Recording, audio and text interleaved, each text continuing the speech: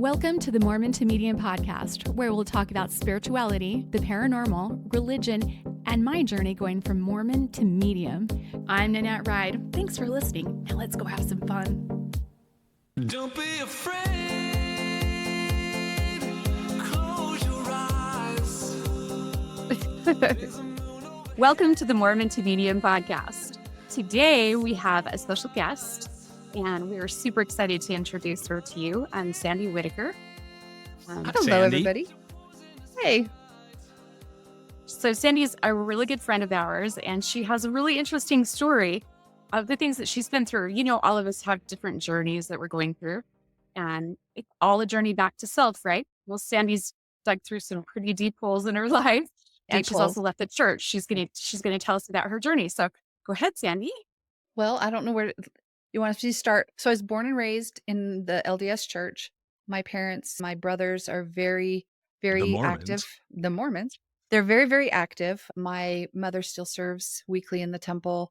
My brothers also serve. Their families have been very active. So my entire life, I was raised in the church. My first marriage, I got married in the temple. Now we had, kind of been naughty the way, kids are when we were 19 and were unable to go through the temple first. So when we had my daughter 2 years later, we went to the temple. We were all sealed. And, of course, now I'm thinking everything is going to be roses and dandy because we did all the things.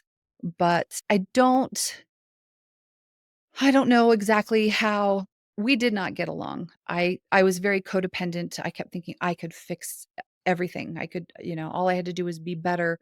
If I were kinder, if I were smarter, if I were thinner, if I were prettier, if I were shorter, and no matter what I tried, I felt like I was never good enough.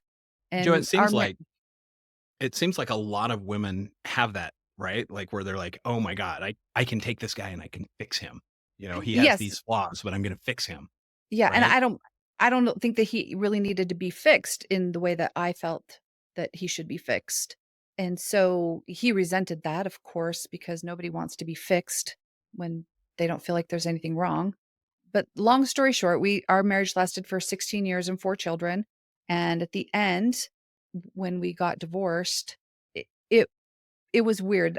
I didn't marry well, but I divorced worse. So my divorces have been ugly as far as you just, people think, oh, in Utah, moms get it all. And no, that's not true, which is fine. And he felt that he needed to, get what he wanted, and he fought hard for it. And all I wanted was my children, which I did get. So, that all worked out. After our divorce, I was angry and bitter. And at one point, my bishop called me in and said, I've had this. Wait, isn't that happens though, right? I mean, a lot of times people get divorced. They're not all these amicable, oh, we're still best friends. We're great co-parents. Sometimes things get ugly, and it sounds like yours got a little bit ugly. So Yeah. yeah, I can see why you would be a little bitter.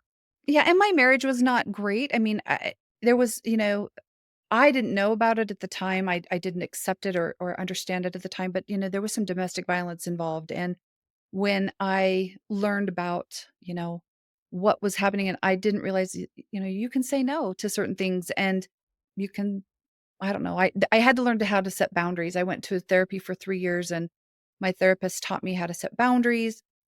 And when I got those boundaries set and then the boundaries got crossed, then I finally felt the bravery, the whatever, to say, okay, we're done. I don't need to live like this anymore.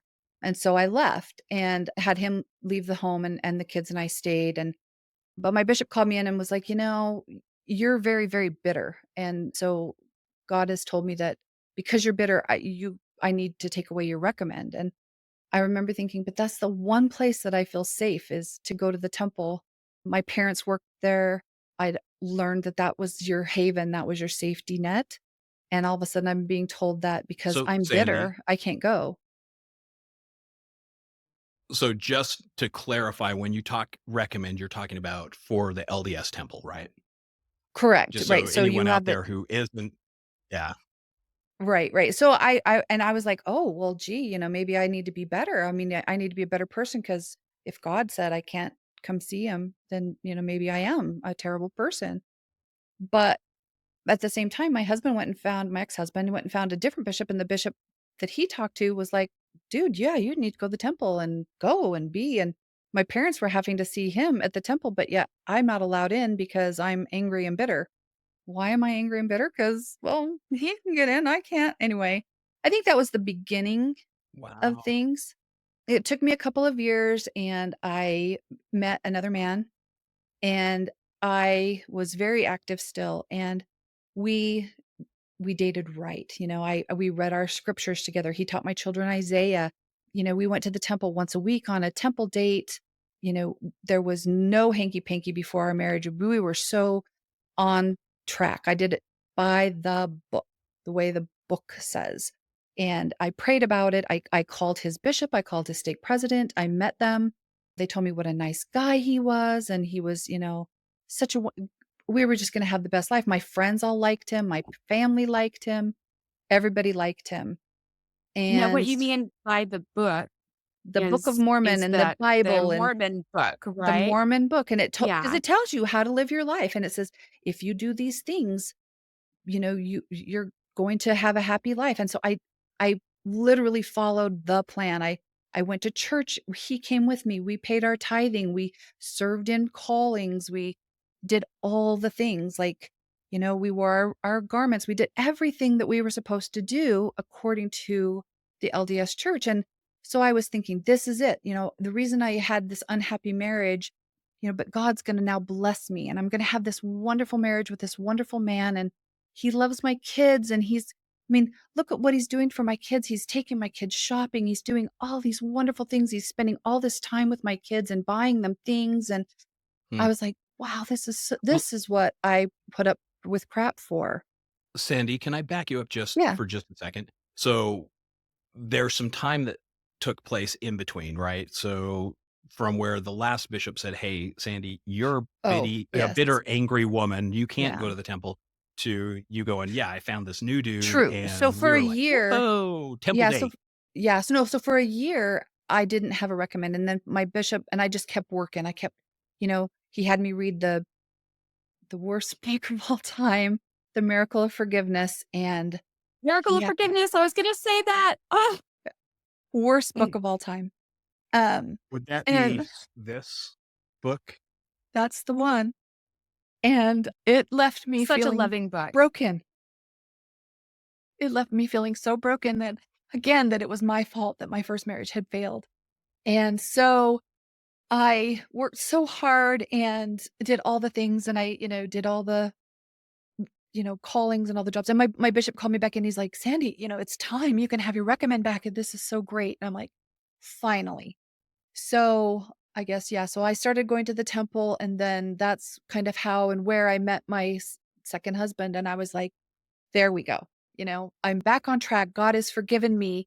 I'm worthy again to be in his presence. So I'm, I must be doing things right. So I married this man, and I thought, okay, we're golden. We are so golden. And we built a house, and we moved my kids from Cache Valley to Davis County, and I thought, oh, my life is going to be 100%. And had a plan that we were going to go to the temple together and be sealed. But before I could do that, I had to have my first marriage. Basically, it's a divorce in the temple, like a temple divorce, and I had to have that taken away. And so there's a bunch of paperwork. And so I started doing all the paperwork. I wrote my letter. I wrote my letter to my bishop. I wrote my letter to my first husband. I did all the paperwork, and I handed the paperwork packet to my new husband, and he just didn't ever want to work on the paperwork. And I thought, well, it's hard. And I kept making excuses and excuses. And so he never did his portion of the paperwork. And at the time, the church only allowed you to have a temple divorce as a woman if you were going to be getting married in the temple again to someone else. You can't just, Mhm. I think it's different now, but at the time it was, you can't, like, you're sealed. We're going to keep that sealing. You're stuck there no matter how you feel about that person. But that, Yeah, so that's your eternal companion, whether you like it or not. Exactly. And so, I mean, and that was difficult for me because there was just I didn't want that, and I didn't want that person, and so I kept thinking, "I've gotta just hurry and get this paperwork done." Well, my second husband and I were only married for over 4 years, and during that last year, he kinda started to fall away from the church. He wasn't as active, and I thought, "Well, he's going through a crisis, we have all these kids in the house. He's not used to kids in the house." His life has been uprooted and changed, and things just started to kinda slowly disintegrate, and my youngest started to have some behavioral issues, difficulties, and she came to me one night, and I had had the worst cold, and I took it was my birthday, actually, and I took some NyQuil to get to sleep because I was so sick, and I don't do well with NyQuil. It knocked me out, and my daughter came to me, and she told me that my husband had touched her inappropriately, Mm. and I remember thinking, "What? What did you just say? What?" And I remember thinking, "I don't think I heard you right." And she couldn't get me to wake up enough to hear her. All And right. so I told her, I says, "I'll come sleep with you in your bed tonight and we'll talk about it in the morning." And in the morning, she was just like, "You know what? I guess it was just a bad dream. Don't worry about it. Don't worry about it." And so I was Oh, like, "You know what? I had a shitty night. Like, I don't." And then I had to put it aside because I thought it's the NyQuil talking. Like, it has to be the NyQuil. And that right. was in February, Well, and because then that's something that no one wants to believe about their spouse. no, and I asked my husband, and he was like, "I don't know what you're talking about." Like, I was out in the garage with my son, like, "What is she talking about?" And I'm like, "Okay, Sandy, like, you are up in the night, like, you must have dreamt you had bad dreams, right? She had a dream, got mixed up with you, like." And to this day, I hate taking NyQuil. I hate being unable to clearly hear and think because bad stuff happens when you can't clearly think. And so that was in February, and for the next 10 months, he slowly groomed her and molested her more and more and more until Christmas time. And anyway, it all came out right after Christmas, and I was like I asked him, I said, "Well, did what happen what she told me happened back in February, was that real?" And he said, "Yeah, that was real." And I Mm. said, "Well, how many times did that happen?" And he's like, "Only twice, only twice." And I'm like, "Well, twice is too many, like, this can't I have to leave." And so I just said, "I'm just gonna scoop up my kids and leave." So to shorten the story, because it is very long, I had called my bishop to help me move out, and he's like, "What's going on? You guys are a great couple, you're a great family, what's going on?" I said, "That's You between are. him and his heavenly Father, like, that's not my business." And the bishop was like, "Okay, but I really wanna know." So he called me into his house, and he had his counselor there, and so I told them. I told them everything. So then they called him in, and apparently he also told them. And the one thing the bishop did right was he did call the police.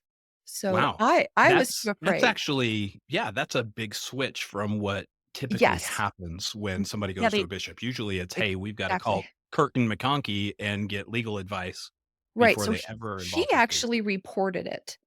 But and then he helped me get out of the house, and then, he got him out of the house so that I could have time to gather my kids and my things and get out. So he was very helpful at that first moment. And then when the police got involved and we went to the CJC, the Children's Justice Center, and we Mhm. had our interviews there, we found out that it had happened way more than the 2 times. yeah. And it had been going on for the full 10 months, and I was unaware and felt like a dirtbag. Because how do you miss that? How do you miss your child, your 10-year-old child, being harmed and allowing that to happen under your own roof? And I just I missed it, and so when we got out and then it took us 2 years to get him into court, and Stop you for just a minute. yeah, Sandy, don't beat yourself up on that. it's It's taken me a not long time, but I don't.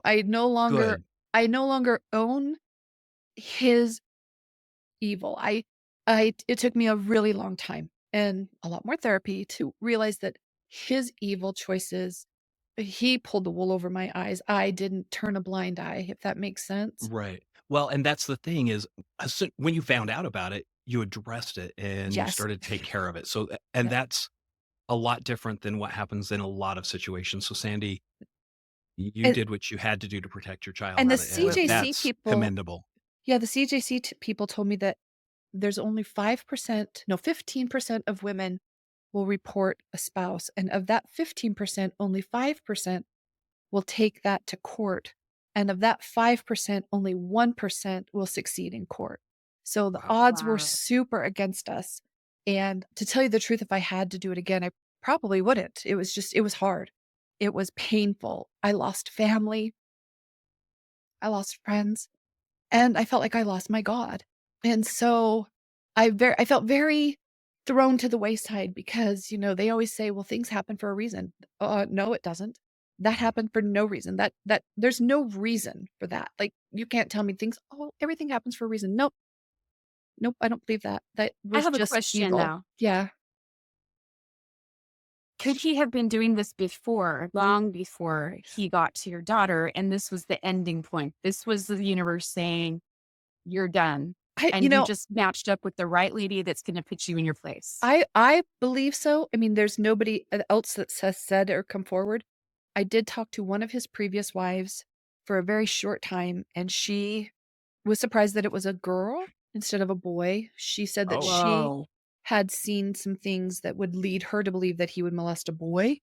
There was some computer issues, some different things that she was aware of, and I don't have the details on that, so I don't want to get into that, but she did say that she was so sorry that that had happened to me. She didn't feel safe enough to come forward. Having seen his angry side, I can see why. Like, I to this day, he's been in prison now for, I want to say it's 13 years. To this that's day, good. I don't feel safe with the idea of him being outside of those prison walls. Big Um, win Free. for your family, though, and for Yeah. everyone that's been a victim, because guaranteed Mm. she's not the first. Well, He was good at it. and it's like I told her, I said, even if we don't win, we can protect his grandchildren and his nieces and things, other people, another 1,000%. woman and her children, if nothing else. Yeah. Maybe, we could stop that from happening to anyone else because it And, was and it's Sandy, horrible. it's completely normal to feel that fear Yeah. and go, oh my Oh, God, he's what's going to happen scary. here? Well, he threatened. So, He told us we would die if we told, and mm, but I was like, I can't not go forward. And back to my spiritual journey during this time, like I said, I was so impressed that the bishop had actually called the police. But then after I felt like they wanted to wash their hands of me as well as him. Now, I don't the know bishop or the the, police? the police, the, the police were great. The bishop, I just felt like I didn't have a place anymore. Like, like suddenly I didn't fit in their mold anymore. And so I thought, well, like they didn't want me teaching in primary. They didn't want me teaching in young women's. And those were the places that I'd always served before and always felt comfortable. And all of a sudden that was Hmm. taken back. Oh, you're a Um, single woman now. You can't have a single lady do anything. exactly. And that's Mhm. that kind of got that. And then I don't know what punishment or when, like, I don't know anything about his churchness, but again, I got to the point where I didn't get my recommend back, and I thought, "Really? Again? You're taking my recommend away again?" Because you were bitter again? What? I don't Because understand. I had turned my back on my family and my that there's a question that says, "Is your relationship with your family in good standing?" And apparently, telling turning your husband into the police and getting a divorce is not treating him well. So I wasn't a good mom, I wasn't a good wife. Wow. Wow. And so they said, "Nope, you can't go back to the temple again." And so I said, "Okay." And I tried really hard and I worked really hard for the next 8 years. Well, let's see, 6 years. Because when my daughter turned 18, I finally said, "Okay, look, I have worked my butt off. I have tried everything. I mean, I can't have the missionaries over into my house for dinner because I'm a single lady. And how dare they, send some poor two young men into my house. Like, so I could buy them pizza, and give it to them, but I can't have them in my house for dinner, even though my children I felt that they could have benefited from the priesthood in my home.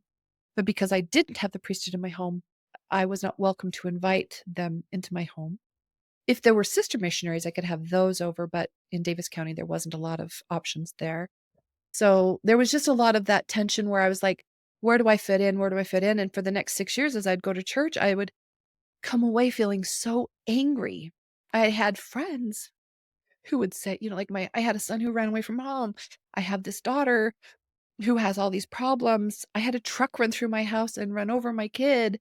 Like all these things just What? Whoa, whoa, whoa, whoa. You can't just gloss over that. well, That's a story you gotta there I hear. was. So one day I had bought a home for my children finally on my own. It had taken me a long time to get my feet underneath me.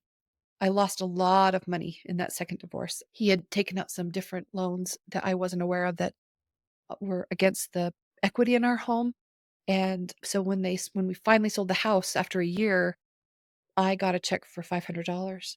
And I'm like, no, I had $80,000 that I put in, like my money. Like I sold my previous house.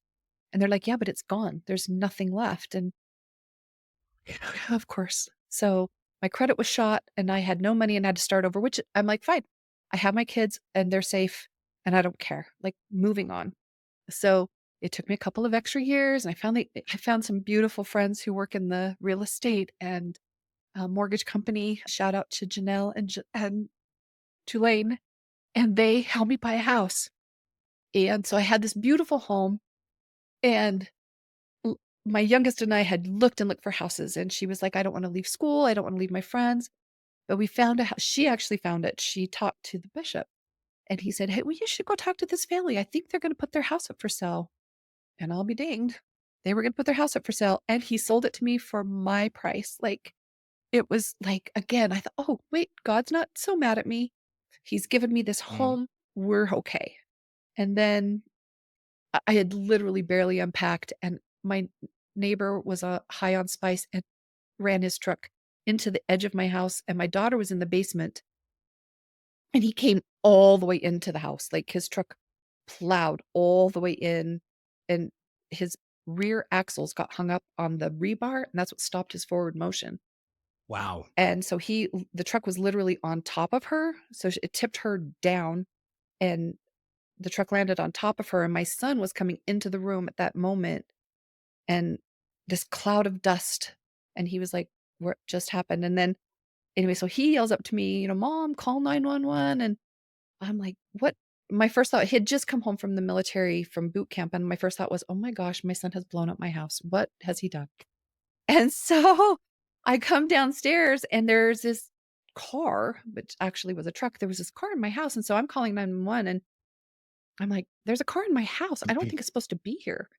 And totally not okay with what had just happened and had a little bit of anxiety. The police came, they got my daughter out. My son helped her get out of the house. And all I could say was, there's this, effing car in my house. There's this effing car in my house. And finally, one of my friends who's a police officer kind of grabbed my face and he goes, Sandy, it's not a car.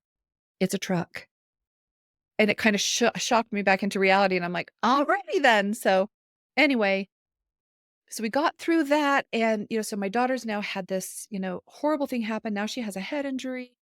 And my beautiful home that God gave me is been destroyed. And then again, I'm starting to feel like, okay, what have I done? Like, why does God hate me? Like, he seems to be punishing me. And I never could find anyone to make me feel not being punished. And so I'd go to church and I'd come home angry because, if you pray, if you pay your tithing, if you serve in your callings, the Lord is going to bless you. And I'm thinking, well, if this is the way the Lord blesses me, I'm good. I don't need any more blessings. Like this Seriously. is enough, And so I was like, okay, well, maybe let's just hold off on the blessings. I don't want them anymore. But every Sunday, it would take me a week. Usually it's a week for that wonderful calm feeling to kind of wear off and you need another refill in your bucket. Mine was the opposite. I would go to church and I would come away so angry and so hateful. And they, because every time somebody would talk, it was, did you say your prayers? Well, God will bless you if you say your prayers. And I'm like, I have been on my knees until I am bleeding on my knees. I have read the scriptures until my until my You eyes are did not blue. go there. And I'm just like, he did go there, which was Did you good. hear? Perfect timing. Did I say that out loud? No, Yes. I didn't hear anything. So I stopped going to church because it was making my life harder. I did have a really good bishop at that time. He was a very kind man. He was going through cancer, his own cancer journey, and even sick. He came and, shoveled my walks. And Wow. the bishop before him, however, wasn't as great. And he was telling my son, you know, he's like, well, if you're tattooed and you drink and you smoke and whatever, then, you're a bad person. And my son would argue with him and say, well, my older brother is all those things and he is the best man you'll ever know. And the bishop's like, no, that can't be. You can't be Mhm. tattooed and drink and smoke and do drugs and be a good person. And my son was like, yeah, you can. Like, have you met my brother? He's really cool. He's like the best. And he was talking about, well, if you were a good person, you get a job, you're going to have a six-figure income. And he said, well, my mom, she's a good person and she has a job and she can barely make ends meet. And basically, he made my son feel like his mother wasn't trying hard enough. And so my son was like, screw that. Like, I'm not listening to somebody who's going to tell me that my mom isn't a good person because she's a good person. And I had to thank him for that, for standing up for me. Yeah. So that bishop and we didn't get along great because when I would ask for help, he would say, well, you could have help if you serve 8 hours a week at the bishop's storehouse. And that includes you and your daughter and your son, the three of you at home. I'm like, that's 24 hours of service in a week. Like, if I had 24 hours extra in a week, I'd get a second job. I'm like, Right. I'm home alone. I have two kids. They've got activities and whatever. Like, I just need a little help sometimes with a few bills or some food. Like, I can do most of it, but I can't do it all. And he refused to let me get help unless I did all this extra stuff. And I didn't want a handout, just a hand up, Yeah. just to Right. get on top. And he was like, yeah, that's not how it works. You have to do the service. Well, luckily, like I said, he got released. This new guy gets put in. And I felt bad because, like I said, he was going through his own cancer journey. But he said to me, he said, look, on those days that you can't make your gas payment, I want you to just bring it to me. Just hand it to me and I'll just pay it. No questions asked. So every once in a while, and it didn't happen often, but there was some months that I couldn't quite make it. And I would Yeah. just quietly hand him my electric bill or my gas bill. And I just knew that it was going to get paid and then I could still get my groceries. And if I couldn't make my tithing, he didn't berate me and make me feel like a horrible human because I wasn't giving God all my money. And then, like, does that make You'll sense? hear it makes perfect sense, Sandy, and you'll hear the term bishop roulette a lot, right? And Yeah, this is like a classic example of it. You had some men who were so kind and so understanding and so connected to the spirit of God, right? right. And others who just obviously they were not. It's very much a situation of bishop roulette as far as who you had and what they did and how they Exactly. reacted. Exactly. And so and I kept trying to, like, not blame the church as a whole for the individual actions of these people, but it was getting harder and harder. And then, like I said, all the people in the ward would, my life is so perfect because I said my prayers. And, I was reading the scriptures the other day and I got this, and I'm like, I was reading the scriptures and I got a headache. Like, where's my blessing for doing what I'm supposed to do, And so finally I just said, you know what? I just need to step back. And the bishop was great, and he said, "You can step back." And the Relief Society president had a little harder time with it because she kept giving me people to go visiting teaching, and I'm like, "No, I'm not going to." And she's like, "Well, we need you to go see these sisters. They need to learn from you." And I'm like, "Well, I haven't been to church for a while. I don't feel comfortable doing that." Then she gave me a companion that was also inactive, and I'm like, "You don't like these people very much, do you? Because nobody's coming to visit them." And she's like, "No, no, you'll do it because you like them." And finally one day she came to me with another list and yet another list. And I said, "What part of I can't do this? It's not that I won't, I can't." And I said, "I don't think you want me telling anyone how I'm feeling about the church right now. Like, I don't think that's the point of visiting teaching because I don't have good things to say right now. So perhaps I'm not your best choice. And so finally, I was very aggressive and said, not happening. And she finally let me stop being a visiting teacher on her roles. And my daughter graduated from high school, and that was the last time that I willingly participated in church. I started to I didn't know quite how to, like, remove my garments, like, because I'd been wearing them for so many years, and I didn't know how to let that part of my, you know, it's part becomes a part of who you are. Yeah. It And does. so Well, when it's hard, right? You're like, "Wait, I've been wearing these for a really long yeah, time." and You're I like, didn't "How know do any I better. how do I go to Walmart and buy different underwear?" It's true, and so I started to kinda panic about it, and then I was really worried about disappointing my mother and my best friend because 'cause they're very, very active, and my best friend actually came to visit, and I sat her down and I said, I said, "I need to tell you, I don't wanna wear these anymore. Like, it it bothers me that I'm wearing them. I'd really like to not, but I don't wanna disappoint you." And her words were, "I'm surprised it took you so long." Oh, And she was so what a good supportive. friend. Oh, she's the best. She was so supportive, and she helped me, take care of them in the way that I felt like, because I still have that connection where there's, like, these I don't know the right words, the traditional way of taking care of used garments. Yeah, you're gonna cut the nipple marks off Yeah, and the so belly she mark she and took the care of yeah. all of the traditional things for me so I didn't have to, and then, I went and I bought some cute undies, right?